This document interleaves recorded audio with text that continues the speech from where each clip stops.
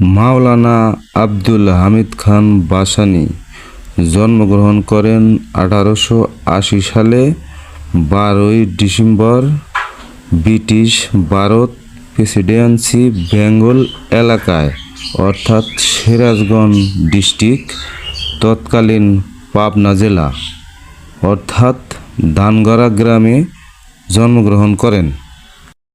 মজলুম জননেতা মাওলানা আব্দুল হামিদ খান ভাসানীর পিতার নাম হাজী শারাফাত আলী খান এবং মাতার নাম মুজিরুন্নেসা বিবি।